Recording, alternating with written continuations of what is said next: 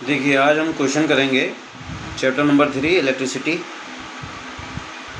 तो एक्सरसाइज इसमें 3 है। इसका पहले क्वेश्चन पढ़ते हैं। पहला क्वेश्चन पढ़ लेते हैं। देखो क्या लिखा हुआ है। तो स्टोरेज बैटरी है गिवन, तो हम यहाँ लिख लेते हैं स्टोरेज बैटरी गिवन। जैसे मैंने बताया था स्टेप वाइज हम करते हैं ताकि आपको कोई डाउट ना रहे। स्टेप 1 गिवन, ठीक है, गिवन। अब देखो the storage battery of car has given है आपका स्टोरेज बैटरी, ऐसे लिख लेना। इसका ईएमएफ दिया है बेटा, ईएमएफ दिया है 12 वोल्ट। इंटरनल रेजिस्टेंस दिया है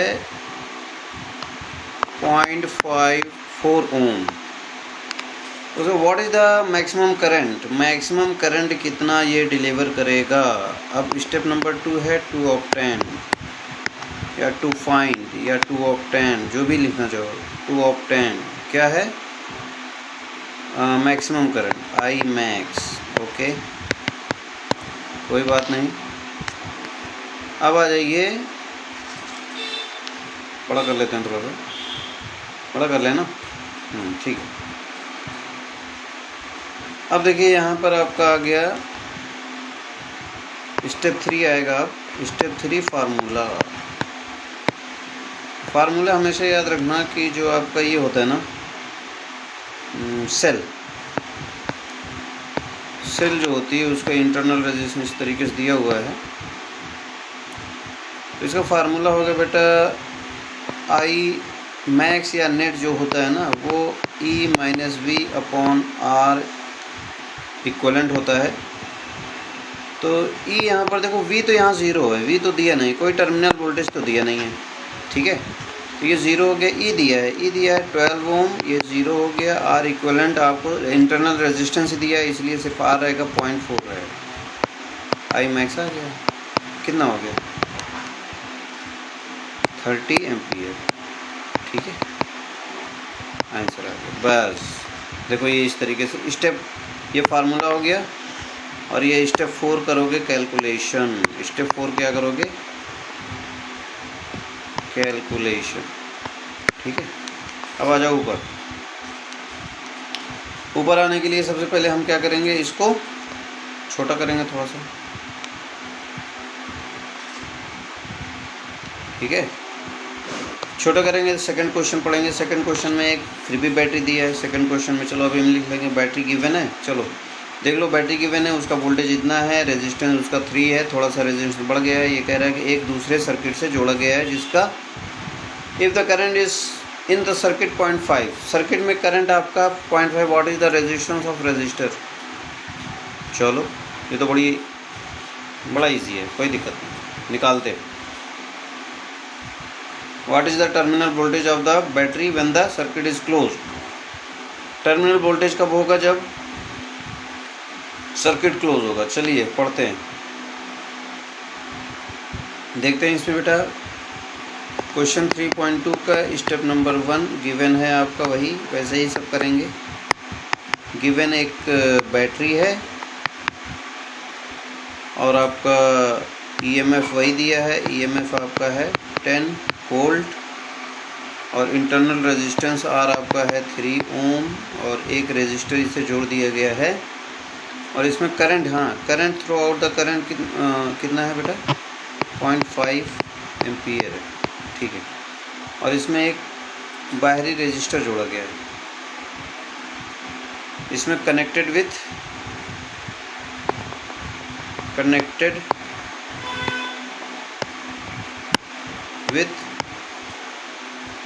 अ रेजिस्टर, लेट आर, उसको आप आर मान लो, ठीक है। तो step number 2 to find out, इसमें दो चीज़ें फाइंड आउट करनी है। टू फाइंड आउट, दो चीज़ें इसमें फाइंड आउट करनी है। नंबर यहाँ ए यहाँ लिखो। पहला तो आपको निकालना है बेटा, पहला निकालना है what is the resistance of resistor, मतलब पहले आपका आर निकालना है। और दूसरा निकालना है कि अगर आपका सर्किट क्लोज है तो बैटरी का टर्मिनल वोल्टेज क्या होगा। Terminal voltage of battery. चलो मैं फार्मूला लगाऊंगा, आपका आ जाएगा, ठीक है। अब देखो एक फार्मूला होता है, स्टेप नंबर 3 में फार्मूला लिखोगे। फार्मूला याद रखना है आपको, यही आपके साथ रहेगा, आपके काम आएगा, ठीक है। पहला है रजिस्टर का फार्मूला जो होता है आई नेट या आई मैक्स जो भी है ना, वो आप इस तरीके से लिखोगे, आई नेट लिख लो तो ई नेट अपॉन क्या होगा, आर नेट, ठीक है। अब देखो ई नेट क्या है, दिस माइनस दिस, ठीक है। और आई नेट आपको कितना है, अभी टर्मिनल वोल्टेज, क्योंकि हमने अभी टर्मिनल वोल्टेज कोई ऐसा निकाला नहीं है, ठीक है।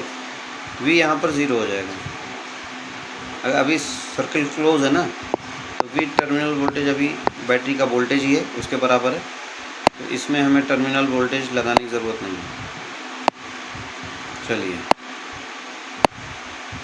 वी 0 है और यहाँ आर नेट, ठीक है।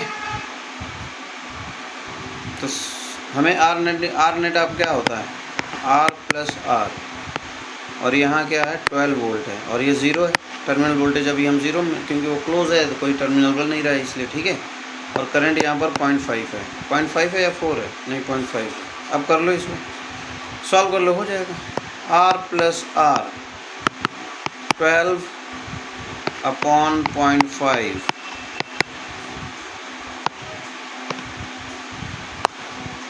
कितना हुआ, 5 दूना 10, 5 चौक 24 आएगा, ठीक है। अब यहाँ आर निकालना है आपको, तो स्मॉल आर दिया ही है, 24 माइनस स्मॉल आर कितना है, स्मॉल आर आपका है 3, बस हो गया। 21 ओम रेजिस्टेंस, 20 ओम रेजिस्टेंस आ गया, 21 ओम, सही है। सही है तो आगे बढ़ो, है कि नहीं, सही है तो आगे बढ़ते हैं। चल आर 17 आ रहा है, यहाँ कहीं गलती है।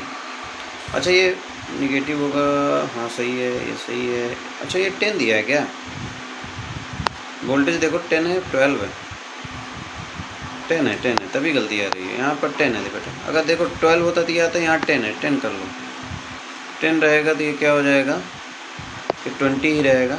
20 में से 3 आप सब्ट्रैक्ट करोगे तो 17 आ जाएगा, क्या आ जाएगा, 17, ठीक है। अब सही है। अब देखिए टर्मिनल वोल्टेज सेल का टर्मिनल वोल्टेज निकालना है, तो आप एक फार्मूला होता है, सेल जैसे ये है, इसमें से करंट निकल रही है ना, और ये इंटरनल रेजिस्टेंस है, इंटरनल रेजिस्टेंस 3 है, और ये इसका टर्मिनल वोल्टेज पूछ रहा है कि भाई ए और बी के बीच में कितना होगा, तो इसका वी दिया है 10, ठीक है। अब हम कर लेंगे, आई कितना है 0.5। एक फार्मूला होता है, जब करंट देखो सेल से करंट निकलती है तो एक फार्मूला है, इसको याद रखना हमेशा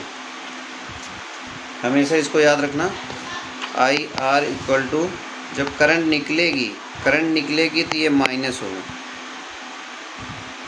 ठीक है, ये माइनस होगा, बस हम निकाल सकते हैं।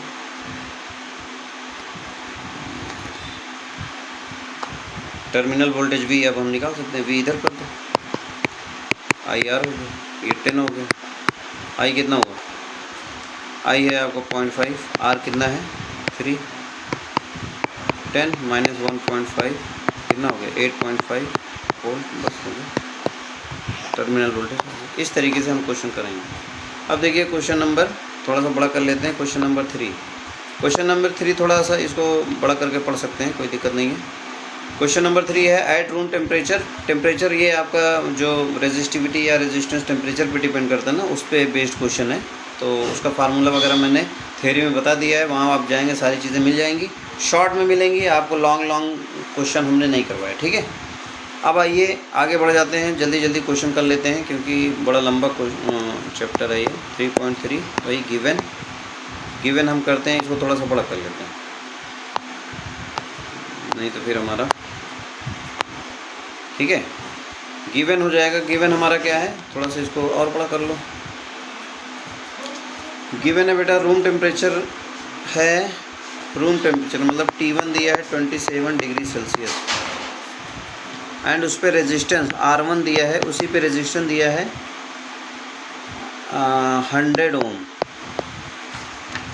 उसको what is the temperature of element if the resistance found to be इतना। अगर रेजिस्टेंस उसका किसी टेम्परेचर पे 117 ओम हो जाता है तो टेम्परेचर कितना बढ़ाना पड़ेगा या कितना होगा। और इसमें दिया है बेटा ये कोफिशिएंट, थर्मल कोफिशिएंट भी बोलते हैं इसको, temperature coefficient of the material. Temperature coefficient of material given है 1.70 इंटू 10⁻⁴ डिग्री सेल्सियस का इन्वर्स। ये देखो यहाँ पर एक और ये मैं तुम्हें बताना चाहता हूँ, आप लोगों को बताना चाहता हूँ कि ये जो तुम्हारा वो दिया रहता है ना यूनिट, इससे हम ये पता करते हैं कि भाई आपका फार्मूला क्या लगेगा या उसमें हम बदलना है कि नहीं बदलना है। तो देखो यहाँ टेम्परेचर हमारा जो भी आएगा ना डिग्री सेल्सियस में आएगा, इसको हम केल्विन वगैरह में बदलने की ज़रूरत नहीं है। देखो ये सेल्सियस, देखो अल्फ़ा देखो डिग्री सेल्सियस में दिया ना, यहाँ टेम्परेचर डिग्री सेल्सियस में। तो अगर यहाँ टेम्परेचर केल्विन में होता है, ये केल्विन में होता तो इसको केल्विन में बदलना पड़ता। अगर ये डिग्री सेल्सियस है तो इसको केल्विन में बदलना पड़ता, सॉरी ये डिग्री सेल्सियस है तो ये भी डिग्री सेल्सियस है, तो हमारा काम हो जाएगा। एक कोई एक अगर होता, मान लो ये केल्विन होता तो इसको भी केल्विन में बदलना पड़ता, ये केल्विन होता तो इसको केल्विन में बदलना पड़ता। ठीक है। अब देखो स्टेप नंबर 2, स्टेप नंबर 2 में क्या है, to find out. To find जैसा मैंने पहले ही बता दिया है कि आपको T2 फाइंड आउट करना है। T2 लिख लो, ये मैंने इस तरीके से लिख लो, अच्छा लगेगा। टेम्परेचर आपका है, ठीक है। T2 आपको फाइंड आउट करना है। और स्टेप नंबर 3 है, स्टेप नंबर 3 फार्मूला। फार्मूला ही मेन है। फार्मूला अगर आपको याद रहेगा सारे क्वेश्चन होते जाएंगे। फार्मूला है बेटा R2 मतलब सेकेंड टाइम पे जो रेजिस्टेंस होगा और जो इनिशियल में रेजिस्टेंस होगा प्लस करके 1 plus alpha delta T. Delta T वैसे हम T2 माइनस T1 भी लिख सकते हैं, ठीक है, इस तरीके। अब यहाँ पर R2 आपका दिया है, R2 तो निकालना ही है, R2 नहीं दिया है कि नहीं? नहीं R2 गिवन है, सॉरी 117, T2 निकालना है, 117 है, 117 है और R1 आपका 100 है, 1 प्लस है और यहाँ 1.7 इंटू 10⁻⁴ है। T2 आपका तो निकालना ही है, 27 है, ठीक है। अब इस तरीके से इसको सॉल्व कर लो, यहाँ पर 1.17 आ जाएगा, इसको डिवाइड में आएगा ना, देखो यहाँ पर डायरेक्ट मैं कर रहा हूँ। अब ये 1 प्लस बचेगा 1.7 इंटू 10⁻⁴, यहाँ T2 है ही, यहाँ पर 27। अब देखो यहाँ पर क्या हो जाएगा, यहाँ से जब सब्ट्रैक्ट करोगे तो 0.17 बचेगा और यहाँ पर आ जाएगा 1.7 इंटू 10⁻⁴ और यहाँ T2 है रहेगा और यहाँ 27 है रहेगा। अब देखो इसको ऊपर जब करेंगे 0.17 है और 10⁻⁴, ये जो माइनस है वो प्लस हो जाएगा, क्या हो जाएगा, +4 हो जाएगा और यहाँ पर 1.7 है, तो ये हटाओगे यहाँ एक 0 बढ़ जाएगा, ठीक है।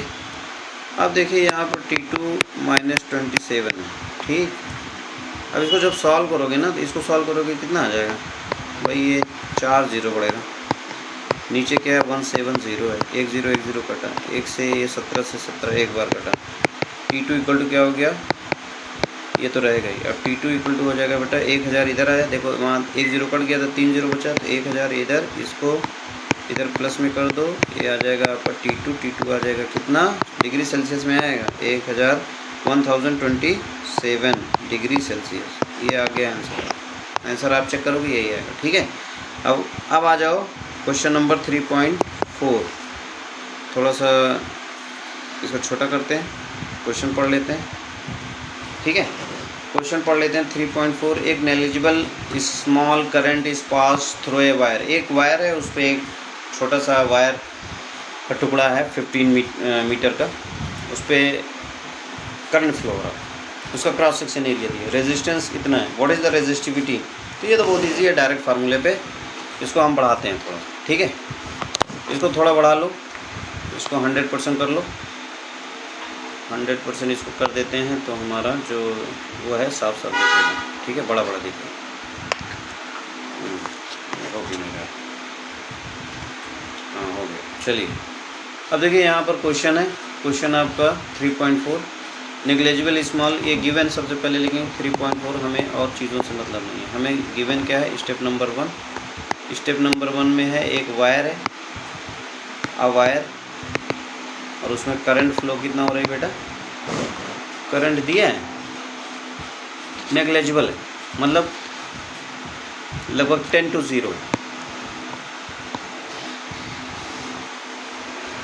और लेंथ उसकी कितना है 15 मीटर है। क्रॉस सेक्शन एरिया कितना है 6 × 10⁻⁻7 मीटर स्क्वायर है, मीटर है इस, ये भी कोई बदलने की ज़रूरत नहीं, सेंटीमीटर होता तो मीटर में बदलने की ज़रूरत होती है। और आर दिया है 5 ओम, कोई बात नहीं। कह रहा व्हाट इज़ द रेजिस्टिविटी। अब स्टेप नंबर 2 क्या है बेटा, इसको थोड़ा सा बड़ा कर लेते हैं, बड़ा करने के बाद थोड़ा सा, हाँ स्टेप नंबर 2 क्या होगा, स्टेप नंबर 2 होगा आपको निकालना है टू फाइंड आउट रेजिस्टिविटी, आपको निकालना है रेजिस्टिविटी, हमें निकालना है, ऐसे ब्लॉक कर लिया करो। स्टेप 3 क्या होता है, फार्मूला याद है तो सारी चीज़ें हो जाएंगी, फार्मूला अगर आपको याद है तो सारी चीज़ें हो जाएंगी। रेजिस्टिविटी इक्वल टू क्या होता है RA/L, बस डायरेक्ट। अब देखो यहाँ पर फार्मूला, इसको भी ब्लॉक में ऐसे कर दोगे तो आपको हाफ नंबर मिलता है। जो देखो ये जो मेरा चैप्टर है ये सिर्फ 12th के क्लास वालों के लिए है, ये नीट वगैरह वालों के लिए नहीं है। अगर आपको सीखना है तो सीख सकते हो, कोई दिक्कत, सबके लिए, जो सीखना चाहता है वो सीख सकते हो। जिसको क्लियरिटी चाहिए वो NCERT का या जो क्वेश्चन करना है कैसे करना है उसकी क्लियरिटी चाहिए तो ये आप सीख सकते हो इससे, ठीक है। फास्ट करना है तो उसके लिए ट्रिक भी होते हैं, वो हम बाद में बताएंगे, बहुत सारे क्वेश्चन अभी बताएंगे आपको, ठीक है। अब बस डायरेक्ट वैल्यू रख दो, यहाँ पर क्या हो गया 5 है, यहाँ 6 पॉइंट हमें तो याद है मेरे ख्याल से, L आपका 15 है ना, ये कटेगा 3 होगा, वैसे यहाँ काटा नहीं जाता, चलो मैंने काट दिया, और 2 आ जाएगा, 2 × 10⁻⁷ हो जाएगा। और रेजिस्टिविटी का यूनिट क्या होता है, अब ऐसे रख दोगे तो नंबर कटेगा, ओम मीटर होता है मेरे ख्याल से, क्या आई एम राइट। चलिए ठीक है बेटा, अब हम नेक्स्ट क्वेश्चन पढ़ते हैं। नेक्स्ट क्वेश्चन आपका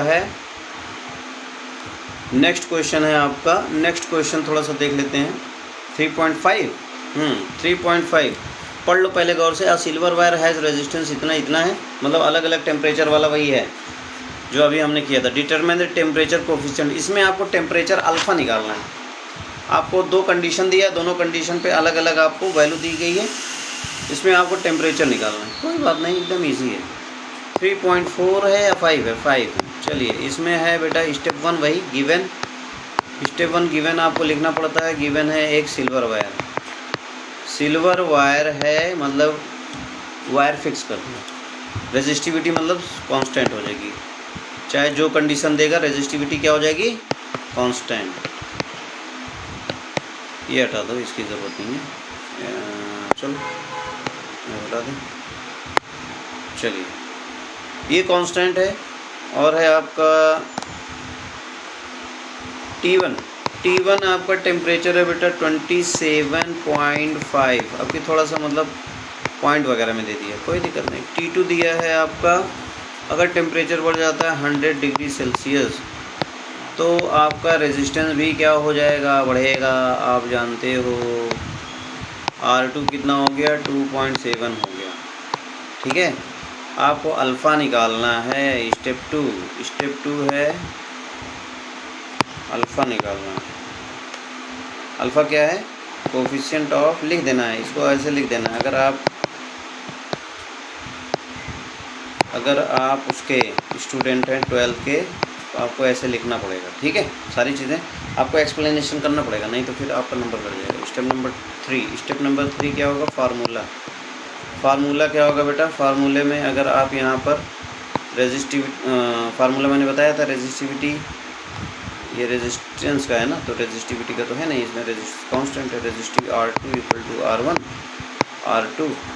equal to R1 1 plus alpha delta T, और डेल्टा टी मैंने बता रखा है, T2 - T1 होता है। R2 आपको कितना दिया है, 2.7 है और ये R1 है 2.1 है।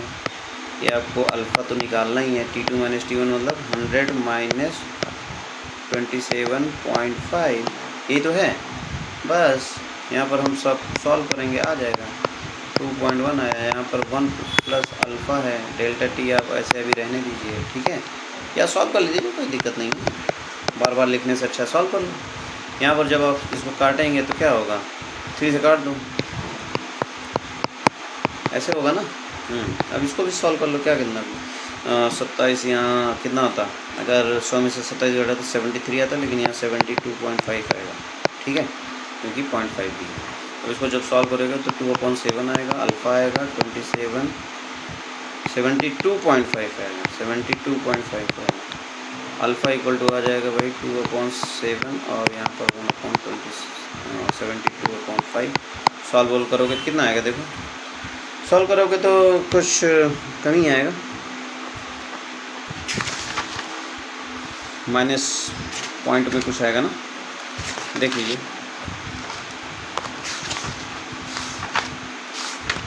सॉल्व करके देख लीजिए एक बार इसको, बहुत इजी है, कोई बहुत ज़्यादा बड़ी बात नहीं है, ठीक है, बहुत ज़्यादा बड़ा मसला नहीं है।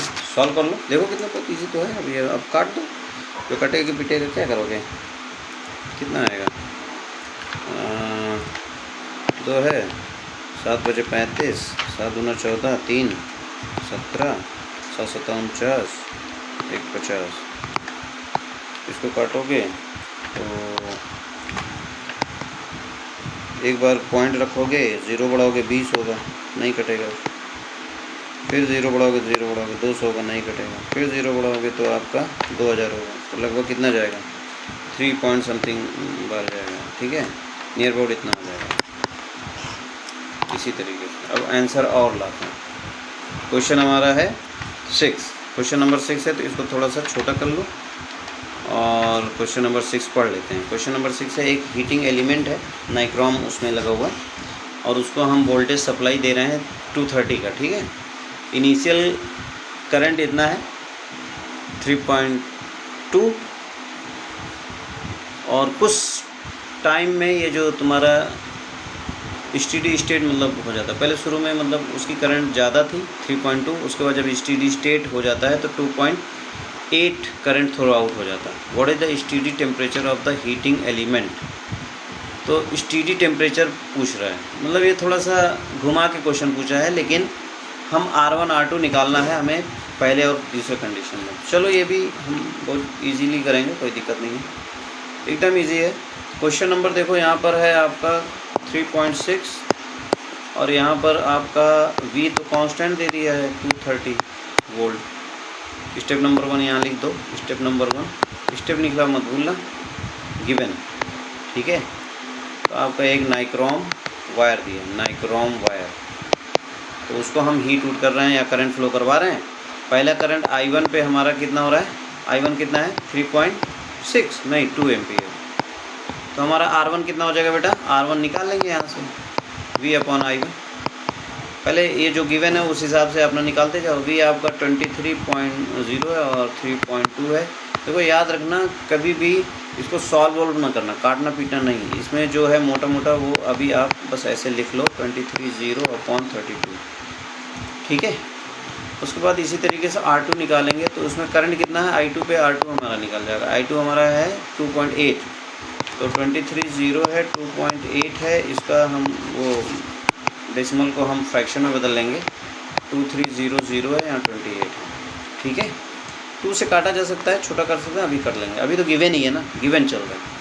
उसके बाद यहाँ पर देखो टेम्परेचर आपको पूछ रहा है कि भाई T1 अगर आपका दिया है 27 डिग्री सेल्सियस, तो T2 आपको निकालना है कितना होगा, ठीक है। अल्फ़ा भी गिवन होगा, अल्फ़ा गिवन है बेटा, अल्फ़ा गिवन है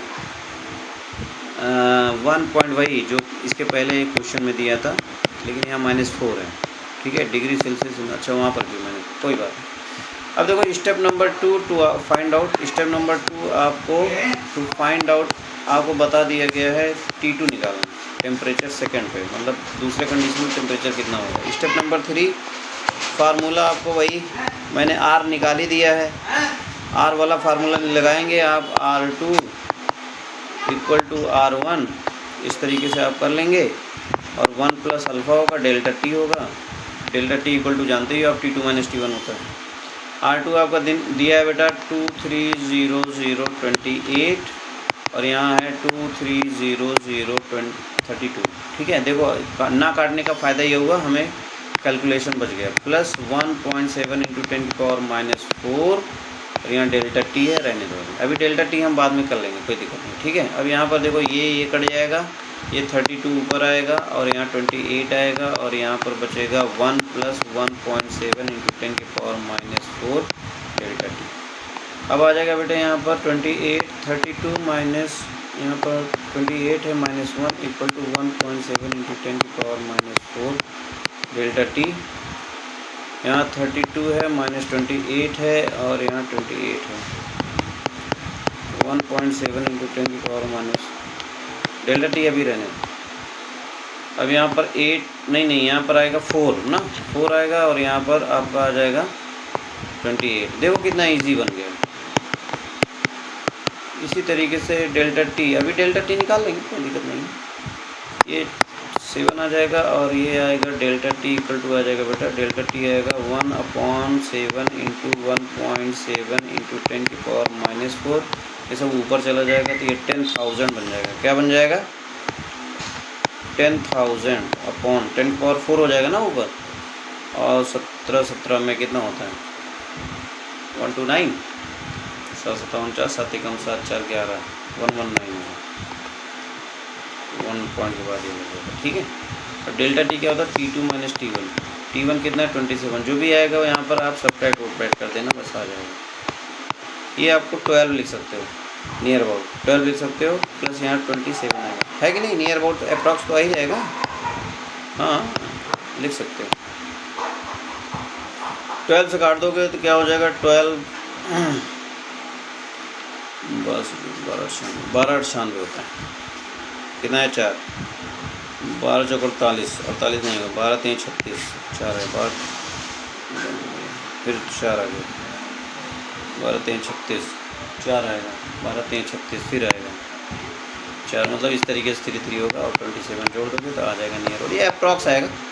तो यहाँ सॉल्व कर दो, यहाँ पर क्या होगा? 8 7 3 10 होगा, और तो इतना लगभग नियर अबाउट इतना आ जाएगा। ठीक है, T2 आ जाएगा, डिग्री सेल्सियस हो, नियर अबाउट इतना आ जाएगा। ठीक है, हमने मतलब उसको ज़्यादा कर दिया, वैल्यू हो सकता है जो मतलब रियल वैल्यू हो, थोड़ा सा क्या होगा? कम होगा, ज़्यादा होगा? थोड़ा सा ज़्यादा होना चाहिए, थोड़ा सा। ठीक है, क्योंकि हमने 11.9 को 12 लिख दिया। चलो ठीक है, अप्रॉक्स तो करते ही ना ऐसे। अब आ जाओ क्वेश्चन नंबर हम क्या करें? क्वेश्चन नंबर कर दें 7। देखो हाँ, ये क्वेश्चन एक नया क्वेश्चन आ गया, आपको थोड़ा सा बी केयरफुल। आपको फार्मूला मतलब इसमें क्या है, सब ब्रांच में, AB में, BC में, AD में, यहाँ देखो नाम नहीं दिया लेकिन आप रख लेंगे यहाँ पर D, यहाँ पर देखो D नाम रख लेंगे, तो AB AD AC, और ये आपका ये जो AC है, AC जो ये ब्रांच है उसमें कितना करंट होगा वो आपको फाइंड आउट करना है। किरचॉफ लॉ लगाने का एक मौका आ गया हमारे पास। चलो इसको बड़ा कर लेते हैं। तो हम क्वेश्चन नंबर 3.7, देखो बहुत ईजी है, आपको एकदम ईजी ढंग से बताना है। 3.7 में हम क्या करेंगे कि एक आपका सर्किट जो है वो तो आप बना ही लेंगे। स्टेप नंबर 1 में आपको सर्किट बना ही लेना है। सर्किट एक क्लोज सर्किट है, सर्किट गिवन है, तो इसमें आपका इस तरीके से रेजिस्टेंस है, इस तरीके से सेल है, और इस तरीके से लग रहा है व्हीट स्टोन ब्रिज है, लेकिन व्हीट स्टोन ब्रिज यहाँ पर मेरे ख्याल से नहीं है। आपको दिख रहा है व्हीट स्टोन ब्रिज? दिख रहा है? दिखेगा तो आप कमेंट करिएगा, मुझे तो नहीं दिख रहा है।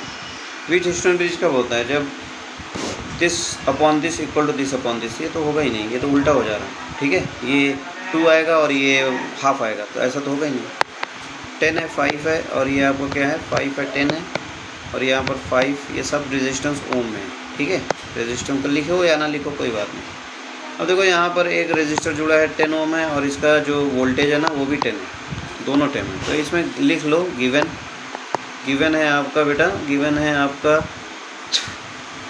ए बी सी यहाँ नहीं दिया, डी मान लो। तो रजिस्टर है आपका, रजिस्टर ए बी आपका दिया है 10, रजिस्टर बी सी दिया है 5, रजिस्टर ए डी दिया है आपका यहाँ ई मान लो, ठीक है। और यहाँ इस तरीके से मान लो ए डी आपका दिया है 5 और रजिस्टर डी सी दिया है 10, सबका ओम होगा, ठीक है। और आपका एक रजिस्टर दिया है ये वाला जो सेल वाला है रजिस्टर मान लो ई सी या हाँ ई सी आपका 10 ओम, ठीक है, ये गिवन है। और आपका वोल्टेज का जो सेल का वोल्टेज है ईएमएफ लिखो, इसका ईएमएफ है बेटा, ई लिख सकते हो 10 वोल्ट है, ठीक है। अब step number 2 to find out क्या करना है, फाइंड आउट आपको करंट निकालना है एडी करंट, ठीक है। क्या होगा बीसी और सीडी ना या डीसी जो भी है आपका, ये सब निकालना है। करंट आपका एक है करंट एडी हो गया एबी, और एक करंट है सीई, ये 5 करंट आपको निकालना है। स्टेप नंबर 3 में क्या होगा, स्टेप नंबर 3 में हो जाएगा बेटा, स्टेप नंबर 3 में हो जाएगा फार्मूला। तो यहाँ पर देखो लॉ लगेगा, लॉ ऑफ किरचॉफ लॉ लगेगा, फार्मूला नहीं लगेगा, लॉ सिर्फ लगेगा, ठीक है।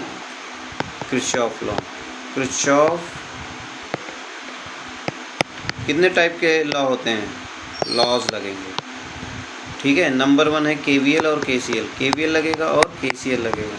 केसीएल और केवीएल क्या होता है जानते ही हो, केवीएल और KCL net voltage across the path is 0 sum of net voltage, और ये होता है कि भाई इनकमिंग करंट आउटगोइंग करंट के बराबर होती है किसी जंक्शन पर, सम ऑफ इनकमिंग करंट, ठीक है, ये होता है। तो 2 लॉ हो गए। स्टेप नंबर 3 में क्या होगा, स्टेप नंबर 3 में हम सबसे पहले पाथ चुनेंगे, या आप वो लगा लो कि सेल आपका क्या है लेट। स्टेप नंबर 3 में आपको स्टेप नंबर 3 हो गया, 4 फार्मूला है कैलकुलेशन है आपका कि आप ये मानोगे कि let cell deliver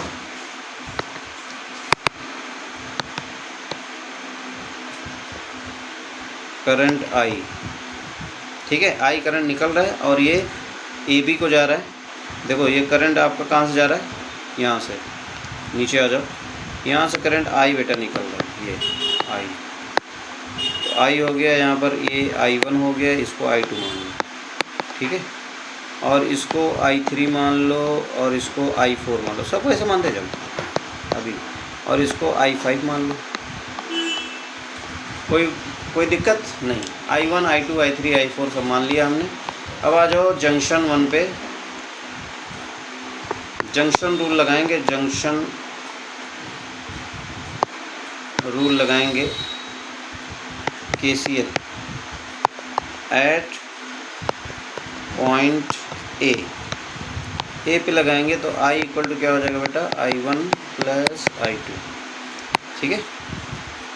eight point B पे क्या लगाओगे, बी पे देखो, बी पे लगाओगे इनकमिंग करंट, बी पे देखो इनकमिंग और आउटगोइंग करंट देखो इधर हो रहा है, और इनकमिंग करंट आ रहा है ये I1 आ रहा है, और आउटगोइंग करंट 2 है,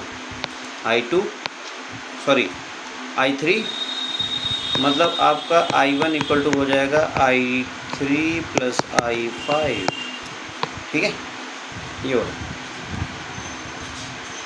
या आप लिख सकते हो I5 equal to I1 minus I3, point C पे क्या कर सकते हो, पॉइंट सी पे भी लगा दो। देखो यहाँ पर पॉइंट सी पे लगाओगे, क्या इस पे लगाओगे, इनकमिंग करंट क्या है, देखो 2 आ रहा है, I3 और I4, और तुम ये जानते हो या जान लो कि कोई भी सेल जितना करंट देता है उतना ही करंट वापस लेता है। तो I करंट दे रहा है तो पीछे से ही उतना ही करंट I आना चाहिए। तो ये आ जाएगा बेटा I4 plus I3 equal to I। अब देखो यहाँ पर I4 को I3 के फॉर्म में लिख दो। I4 इक्वल टू हो जाएगा I माइनस I3, और I आपका जानते हो I1 प्लस I2 है माइनस I3। ठीक है, तो ये हमारे बहुत सारे करंट आ गए। I5 निकल गए, I3 निकल गए, ये सब तो माना ही है। अब हम क्या करेंगे, अब लेंगे लूप 1। आपको 2-3 लूप मानने पड़ेंगे। क्या पढ़ने पड़ेंगे? 2-3 लूप मानने पड़ेंगे। सबसे पहले आप ये लूप मान लो, पहला, ये पहला है, और पाथ ऐसे ले लो क्लॉकवाइज, पाथ इसका ले लो क्लॉकवाइज, ये दूसरा है, और एक पाथ देखो ये तीसरा हो जाएगा, और एक बाहर से पाथ हो जाएगा, चौथा पाथ होगा। तो 4 पाथ ले लो, या 3 ही से काम हो जाएगा, देख लेंगे अभी। स्टेप नंबर, जैसे लूप नंबर 1 में ले लिया तो आपने KVL अप्लाई किया। क्या किया? KVL apply. और लूप 1 क्या है? लूप 1, इसको पहले एक हटा देता हूँ। पहले लूप 1 है क्या, उसको देख लो। लूप 1 है बेटा, लूप 1 है। देखो ये लूप 1 आपने कहाँ माना है, देख लो। ये लूप 1 यहाँ माना है A से। कहाँ से शुरू हो रहे हो आप? ABDA, ABDA मतलब क्लोज, जहाँ से शुरू किया वहीं पर आना है, तो क्लोज लूप होता है। तो A से शुरू कर रहे हो, BDA, तो यहाँ पर क्या है कि आपका जो डायरेक्शन है ना, उसको लिखना पड़ता है। ABDA, आप A से शुरू कर रहे हो, फिर A पे आ रहे हो, और पाथ क्या है? ABDA। ठीक है, अब देखो लॉ मैंने बताया था कि किस तरीके से लगाया जाता है, वही हम लॉ लगा देंगे। अब देखो A से जब शुरू कर रहे हो तो तुम्हारा जो डायरेक्शन है वो कहाँ है? करंट के डायरेक्शन में। तो करंट के डायरेक्शन में अगर रेजिस्टेंस मिलता है तो वहाँ माइनस लेते हैं, माइनस I1, और रेजिस्टेंस उसका कितना है? 10 की वो है 10 है, सॉरी, हाँ 10 है, दिया I1 इंटू 10। उसके बाद क्या हो गया? I5, करंट के डायरेक्शन में हो तो I5 हो गया, इंटू 5 है, वो रेजिस्टेंस 5 है। फिर उसके बाद देखो जब DA की तरफ जा रहे हो तो करंट के उल्टे डायरेक्शन, तो वहाँ पॉजिटिव लेंगे, और वहाँ करंट क्या है? I2, और रेजिस्टेंस कितना? 5 इक्वल टू 0 हो जाएगा। ठीक है, कोई आपका सेल वगैरह उस पाथ पे नहीं मिल रहा है, तो यहाँ पर हम सॉप वो कर लेंगे, माइनस 10 I1, और यहाँ देखो I5 है, I5 को हम जो वैल्यू आई थी उसके हिसाब से हम यहाँ पर लिख देंगे। I5 इक्वल टू कितना आया था? I1 माइनस I3, क्योंकि हमें जो इक्वेशन लिखना है ना, I1 I2 I3 के फॉर्म में ही लिखना है, ताकि हमें 3 ही इक्वेशन से काम हो जाए, नहीं तो बहुत लंबा चौड़ा करना पड़ेगा। ठीक है, अब यहाँ I2 हो गया 5I2 लिख लो। अब इसको थोड़ा सा और सिंप्लीफाई कर लो, एकदम सिंप्लीफाई कर लो। माइनस 5I1, देखो माइनस माइनस प्लस हो जाएगा 5I3, और यहाँ पर 5I2 पहले से ही है, 0 हो गया। अब यहाँ पर देखो जब जोड़ोगे तो 5 या 15 I1 हो जाएगा। I2 कितना है? 5I2। सीक्वेंस में लिख लोगे तो ज़्यादा अच्छा है, ऑर्डर में लिख लेते तो ज़्यादा अच्छा होता है। माइनस क्या होगा? नहीं, प्लस है, 5I3। ठीक है, 5I3 हो गया। इस तरीके से आपको कर लेना। अब देखो इसमें क्या होगा, देखो बहुत लंबा चौड़ा है, 5 कॉमन ले लोगे तो यहाँ पर माइनस 3I1 होगा, और यहाँ पर I2 होगा, और यहाँ पर I3 होगा, यहाँ 0। ठीक है, इक्वेशन नंबर 1 मान लो। इक्वेशन नंबर 2 इसी तरीके से मान लेना। इक्वेशन जो आपका लूप 2 है, लूप 2 कहाँ से शुरू कर रहे हो? BCDB। तो B से शुरू कर रहे हो तो B, देखो यहाँ पर अगर B से शुरू करोगे ना, बार बार हमें ये करना पड़ रहा है, टाइम लगेगा इसमें। B से C करोगे तो देखो करंट के डायरेक्शन में, फिर C से D आ रहे हो तो करंट के उल्टे डायरेक्शन में, फिर आप D से B जा रहे हो तो करंट के उल्टे डायरेक्शन में जा रहे हो। इसका मतलब एक निगेटिव होगा, 2 पॉजिटिव होगा। करंट के डायरेक्शन में जाओगे तो निगेटिव लेना पड़ेगा, करंट के उल्टे डायरेक्शन में जाओगे तो पॉजिटिव लेना पड़ेगा। तो माइनस, देखो इसमें आपका I3 है, I3 इंटू वहाँ पर आपका रेजिस्टेंस है 5, प्लस यहाँ पर देखो 10 है, लेकिन यहाँ रेजिस्टेंस कितना है? नहीं, करंट आपका रेजिस्टेंस तो 10 है, करंट आपका I4 है। क्या है? I4 भी हमने पता किया। और यहाँ प्लस क्या है? आपका रेजिस्टेंस 5 है, और करंट है I5 इक्वल टू 0, क्योंकि कोई इस पाथ में कोई सेल नहीं मिल रहा है। अब यहाँ पर इसको भी सॉल्व कर लो। 5I3 हो गया, यहाँ पर 10I4 की वैल्यू हमने निकाला। I4 की वैल्यू देखो ऊपर दिया हुआ I4 की है I1 plus I2 minus I3। यहाँ लिख लो I1 plus I2 minus I3 equal to क्या हो जाएगा? 5। I5 की वैल्यू भी हमने बताया है, कितना है? I5 की वैल्यू बेटा हमने ऊपर बताया है I1 माइनस क्या था? I1 माइनस I3, हाँ I1 माइनस I3। तो इसको सब सॉल्व करके एक अच्छा सा इक्वेशन बनाएंगे। यहाँ I3 है, रहने दो, +10 I1 रहने दो, +10 I2 रहने दो, -10 I3 रहने दो, +5 I1 रहने दो, -5 I3। अब देखो I3 पहले I1 लिख लो। I1 यहाँ 10 है या 15 है, तो आपका कितना हो जाएगा? ओ सही 5 है तो 15 I1 होगा। I2 है 10, देखो I2 बस I2 ही है, 10 है। तो देखो यहाँ पर -I3 तीनों जुड़ जाएगा, 5 5 10 और 10 20, यही तो होगा। देख लेना, बता देना, ठीक है, कहीं गलती हो सकती है, सबसे गलती होती है। 5 कॉमन लेंगे तो यहाँ 3I1 होगा, यहाँ पर +2I2 होगा और यहाँ पर 4I3 होगा। ये क्वेश्चन नंबर 2। अभी क्वेश्चन नंबर 1 और 2 ये मान लिए ना। चलिए इन्हीं दोनों को सॉल्व कर लेते हैं पहले, बाद में वो लिखेंगे। Solving equation 1 and 2। तो यहाँ पर देखो 3I1 हो जाएगा, +2I2 हो जाएगा, -4I3 हो जाएगा। और ऊपर वाला कितना है बेटा? ऊपर वाला है -3I1 + I2, -3I1 है प्लस I2 है, और यहाँ पर कितना हो गया? +I2 हो गया, +I3 हो गया, +I3 हो गया, इक्वल टू 0 है, इक्वल टू 0 है। यहाँ पर जब देखो सम कर लो, सम कर लोगे तो ये 3I2 हो जाएगा, -3I1 हो जाएगा, नहीं 3I3 होगा, 0 हो जाएगा। मतलब यहाँ पर देखो 3 कॉमन ले लोगे तो I2 = I3 हो जाएगा, I2 = I3। मतलब ये जो तुम्हारा करंट आपका जो AD और BC दोनों बराबर हो गए। चलो पहले हम तो ये निकाल लिए, कोई बात। अब देखो यहाँ पर आप क्या कर सकते हो, यहाँ आप ये कर सकते हैं कि लूप अब दूसरा ले लो, लूप एक और ले लो, लूप 3 जो आपने वो जो क्लोज पाथ यहाँ बनाया था ना, बाहर और अंदर, ये देखो यहाँ से E से चलोगे, E A D C फिर E चले आओ, तो एक पाथ ये है, एक ऊपर वाला पाथ है E A B C E, ठीक है।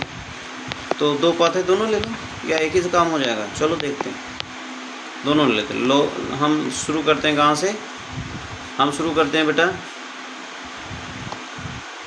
E से शुरू करें, नहीं A से शुरू करते हैं, A D C E ये करते हैं। तो A से शुरू करेंगे, देखो A से शुरू करेंगे, फिर A को आ जाएंगे, तो ये अप्लाई KVL यहाँ लिख लेना, अप्लाई KVL। तो आप यहाँ शुरू करेंगे ना, देखो यहाँ पर आप आ गए, A से शुरू कर रहे हो ना, कहाँ गया? A से, यहाँ से शुरू कर रहे हो, फिर यहाँ आ रहे हो D, फिर C, फिर E आ जा रहे हो, फिर A जा रहे हो।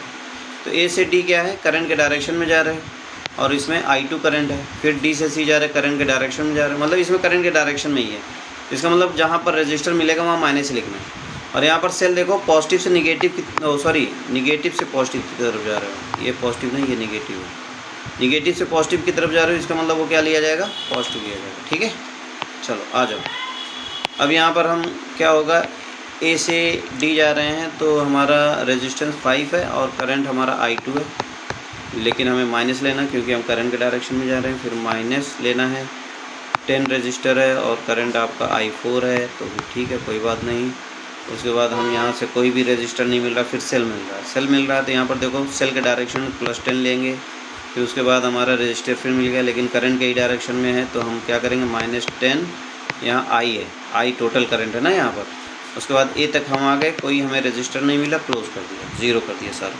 उसके बाद इसको हम सिंप्लीफाई कर लेंगे, सिंप्लीफाई करना ज़रूरी है। I2 हो गया -10, देखो यहाँ पर आपका I1 + I2 - I3 ये आपका आया था, और +10 है ही, -10 I1 + I2, ये इस तरीके से सॉल्व कर डाला। अब देखो यहाँ पर क्या हो जाएगा, -5 I2 होगा, -10 I1 होगा, -10 I2 होगा, +10 I3 होगा, और यहाँ पर +10 रहने दो, -10 I1 होगा और -10 I2 होगा, इक्वल टू 0। ये सब जब जोड़ोगे, पहले I1 एक तरफ कर लो, 10 इधर है, 10 इधर है, तो -20 I1 होगा। फिर I2 जोड़ो, यहाँ 5 है, यहाँ 10 है और 10 है, मतलब यहाँ पर -25 I2 हो जाएगा। और I3 कितना हो जाएगा? I3 बस एक ही है, तो यहाँ प्लस वो भी है I3, और यहाँ देखो ये 10 उधर जाएगा तो -10 हो जाएगा, ठीक है। अब यहाँ पर माइनस क्या कॉमन ले लो, 10 कॉमन ले, नहीं 5 कॉमन ले, तो 5 लोगे तो 4i1 minus 5i2 plus 2i3 equal to -2 हो जाएगा। ठीक है, अब देखो यहाँ पर आप क्या कर सकते हो, माइनस कॉमन लो या ना लो, कोई दिक्कत नहीं, ना लो। इक्वेशन नंबर मान लो आप इसको 4 मान लो, और लूप आप इक्वेशन 3 ये मान लो, ये वाला जो आपका आया था ये इक्वेशन 3 है। ठीक है, इक्वेशन 3 ये मान लिया, और लूप आपने अब ले लिया बाहर वाला लोगे, बाहर वाला गैप क्या लोगे। अब देखो यहाँ से कुछ काम बनेगा कि नहीं बनेगा, अगर आपको i1 i3 बनोगे लाओगे तो आ जाएगा मेरे ख्याल से। हाँ, यहाँ काम बन जाएगा, लूप की ज़रूरत नहीं है, लूप की ज़रूरत नहीं है। देखो यहाँ पर i1 और i2 और i3 बराबर होता है ना, तो i1 आ जाएगा। यहाँ i2 क्या है, i3 के बराबर है, 5i3 हो जाएगा प्लस 2i3 हो जाएगा, -2 है। यहाँ पर क्या हो जाएगा, -4i1, और यहाँ पर क्या हो जाएगा, -3i3 -2, माइनस कॉमन ले लोगे तो 4i1 प्लस 3i3 और प्लस 2। काम अभी नहीं बनेगा, अभी मेरे ख्याल से काम और आगे जाना पड़ेगा। क्यों हो जाएगा, पहला इक्वेशन से आ सकता है क्या। पहला इक्वेशन में क्या है, पहले इक्वेशन में है 2i2, मतलब दूसरा 2i1, और ये अगर आप सॉल्व करोगे i3 i2 तो ये -2i2 बन जाएगा, 2i2 बन जाएगा। तो हाँ आ जाएगा आ जाएगा, आराम से आ जाएगा। देखो पहले इक्वेशन को आप, पहला इक्वेशन है उसको सॉल्व कर डालो तो i1 आ जाएगा, 2i1 2i2 -4i3, यही तो है पहला। पहला इक्वेशन या दूसरा इक्वेशन कोई नहीं, चलो पहला इक्वेशन ले लो। पहला इक्वेशन है -3i1 i2 प्लस i1, हाँ ये अच्छा क्वेश्चन है। -3i1 है पहला इक्वेशन है, 3i1 और यहाँ पर i2 plus i3 equal to 0 है, i2 i3 के बराबर है, तो यहाँ पर लिखोगे 2i3 लिखोगे। इक्वेशन नंबर यहाँ 5 में, अब सॉल्विंग कर दो, ये इक्वेशन 1 है। ठीक है, ये 5 है। अब सॉल्विंग इक्वेशन, ये आपका क्या है, 4 और 5, 4 एंड 5 क्या हो जाएगा, 5 आपका कितना है, -3i1 plus 2i3 equal to 0, i1 equal to हो जाएगा बेटा, i1 हो जाएगा 2/3i3 ना। अब इसको इक्वेशन 4 में रख दो, इक्वेशन 4 में रख दोगे -4i1 की जगह आप रखोगे 2/3i3, और यहाँ पर रखोगे प्लस 3i3 और प्लस 2 आ जाएगा। यहाँ माइनस था, नहीं यहाँ प्लस था सॉरी, तो आपका हो जाएगा, या 8i3 तो क्या हो जाएगा, 4 दूना 8, ये होगा, देख लो। यहाँ 3i था, नहीं यहाँ 3 है। पहला इक्वेशन क्या था, जब ये आपने निकाल लिया 2/3, यहाँ माइनस कट गया। अब यहाँ पर आप i4 में रखोगे, i4 आपका कितना है, i4 इतना -4i1, नहीं इसको जब सॉल्व किया आपने किया तो ये आया था ना,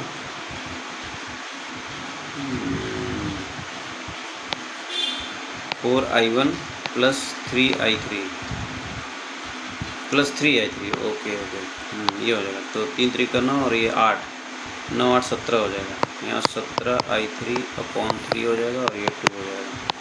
जब इसको तुम सॉल्व करोगे i3 इक्वल टू यहाँ 6/17 हो जाएगा, i3 और i2 दोनों बराबर है, इसका मतलब आपका i2 कितना है, i2 है आपका AD, और ये आपका BC, दोनों बराबर हो गया 6/17 एम्पियर। ठीक है, इसी तरीके से आप i1 निकाल सकते हो। i1 इक्वल टू कितना है, i1 equal to 2/3i3, i1 equal to 2/3i3, i3 की जगह रख दो 2/3 इंटू 6/17, ये काटोगे तो ये 4/17 आ जाएगा।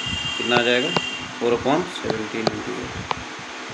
इसी तरीके से आपका i आ जाएगा, i equal to i1 plus i2 equal to i है, तो दोनों को जोड़ लोगे तो आई भी आ जाएगा, मतलब आपका जो ईसी में गुजरेगा वहाँ पर आपको पता चल जाएगा। जो आपका सेल वाले रजिस्टर है, I1 प्लस I2 जोड़ दो, I1 आपका कितना है 4/17 और I2 आपका कितना है 6/17, दोनों जोड़ोगे 10/17 हो जाएगा। ठीक है, ये आ गया। अब सब निकाल सकते हो, I1 आ गया, I2 आ गया, बात क्या हुआ बस।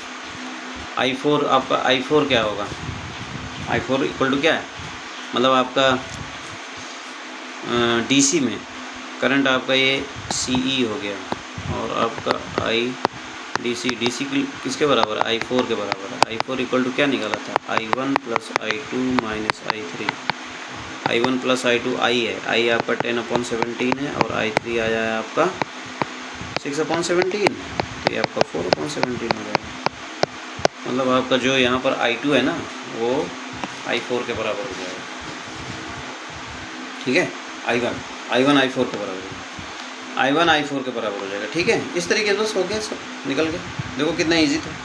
अब इसी तरीके से आपका क्वेश्चन नंबर 3.8 क्या है, स्टोरेज बैटरी है इतना है, इंटरनल रेजिस्टेंस इतना दिया है, चार्ज। देखो ये भी बहुत इजी है, इस ऐसा क्वेश्चन मैंने बता दिया है, पीछे बता दिया। ठीक है, देखो इसको कर लो, बहुत इजी है, बहुत इजी है ये भी। ये क्वेश्चन नंबर 3.8 है, गिवन है स्टेप नंबर 1, गिवन आपका क्या है, गिवन आपका है एक स्टोरेज बैटरी है। स्टोरेज बैटरी मतलब वहाँ पर चार्जिंग हो रही है, स्टोरेज बैटरी है, तो उसका EMF क्या है, EMF है इस तरीके से 8 वोल्ट एंड इंटरनल रेजिस्टेंस आपका 0.5 है। ये तो मैंने बताया था क्या, ऐसे ही था क्वेश्चन एक मैंने बताया था बीइंग। अब इसमें क्या है, एक बाहरी बैटरी है, उससे ये क्या कर रहा है, चार्ज हो रहा है, और इसका एक रेजिस्टर भी जोड़ दिया। रेजिस्टर जोड़ने का ये होता है कि भाई अगर रेजिस्टर नहीं जोड़ेंगे ना तो डायरेक्ट करंट जाएगा और ये बैटरी को ख़राब कर देगा। तो रेजिस्टेंस क्या करता है,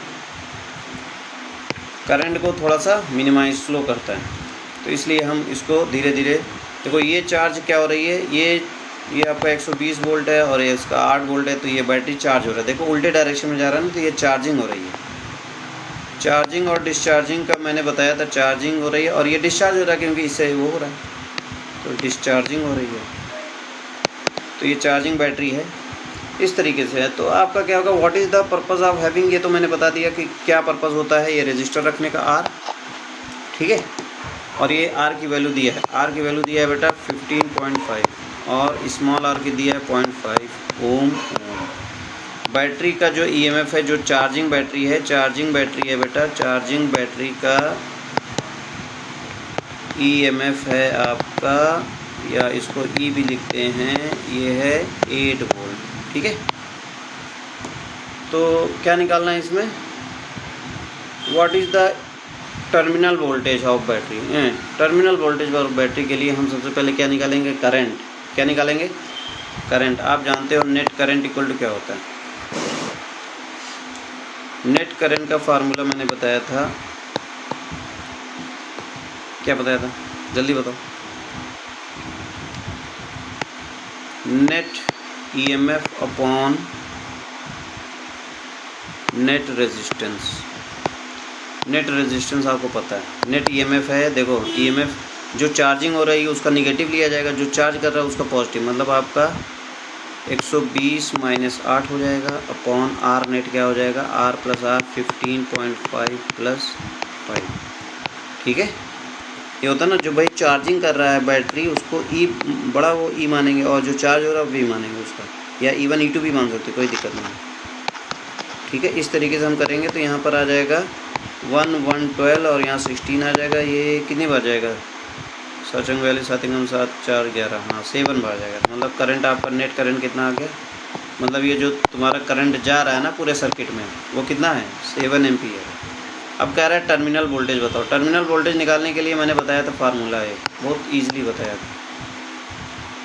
ये आपका A है, ये B है। टर्मिनल वोल्टेज A और B के बीच में क्या वोल्टेज होगा, यहाँ 8 वोल्ट है, यहाँ पर कितना है, करंट कितना जा रहा है बेटा, I तो वहीं सब में जाएगा 7 एम्पीयर, और ये रेजिस्टेंस है 0.5। टर्मिनल वोल्टेज कैसे होगा, टर्मिनल वोल्टेज निकालने के लिए हमने बताया था एक फार्मूला IR इक्वल टू क्या होता है, IR इक्वल टू होता है, ये देखो चार्जिंग हो रही है ना, बैटरी चार्ज हो रही है, इसलिए क्या होगा प्लस वी हो जाएगा, ई प्लस वी।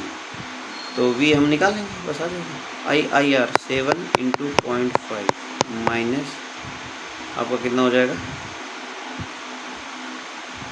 चार्जिंग में यही होता है ना, ये आपका 8 है और आपका वी हो जाएगा 7 × 5 = 35। क्या होता है? अच्छा, ये करंट देखो, हाँ ये करंट देखो जब उल्टे डायरेक्शन में जाएगी ना, हालांकि निगेटिव रहता है, ये निगेटिव रहता है, ठीक है, ये निगेटिव रहता है। एक मिनट, निगेटिव रहता है, हाँ तो ये अब पॉजिटिव आ जाएगा, वोल्टेज आपका निगेटिव आएगा। हाँ वोल्टेज निगेटिव ही रहेगा क्योंकि वो टर्मिनल वोल्टेज भाई वो चार्ज हो रहा है ना, चार्जिंग बैटरी का वोल्टेज निगेटिव ही होगा। तो ये आ जाएगा 11.5 आएगा। निगेटिव क्यों आएगा? क्योंकि ये चार्ज हो रही है, बैटरी क्या हो रही है, चार्ज हो रही है, ठीक है। अब आ जाओ क्वेश्चन नंबर 3.9। निगेटिव आया किस लिए, समझ गए ना? हाँ, उसको पॉजिटिव भी लिख सकते हो, उल्टा कर दोगे VAB और वो हो जाएगा, ठीक है। अगर आप उल्टा समझोगे तो उल्टा हो जाएगा, कोई दिक्कत नहीं, उसमें कोई दिक्कत नहीं, आंसर सही है। अब देखो the number of density of electron, ये आपका क्वेश्चन नंबर 9 है, थोड़ा सा उसको बी केयरफुल। तो number of density of free electron, चलो ये क्या दिया है वो आप लिख लीजिए और उसके बाद हम निकाल लेंगे, बहुत इजी है। गिवन भाई स्टेप नंबर, एक मिनट इसको बड़ा कर लेते हैं, नहीं तो आपका, हाँ स्टेप नंबर 1 है गिवन। गिवन है बेटा एक आपका number of density of electron दिया है। Number of density of electron जानते ही हो, डेंसिटी ऑफ इलेक्ट्रॉन क्या होता है, n होता है ना। ये दिया है आपका 8.5। इसमें आपका क्वेश्चन नंबर एग्जाम्पल नंबर 3.1 का वो दिया गया है रेफरेंस। चलो ये क्वेश्चन तो वैसे करना नहीं, इसमें नहीं करोगे क्योंकि आपको एग्जाम्पल नंबर 3.1 भी देखना पड़ेगा।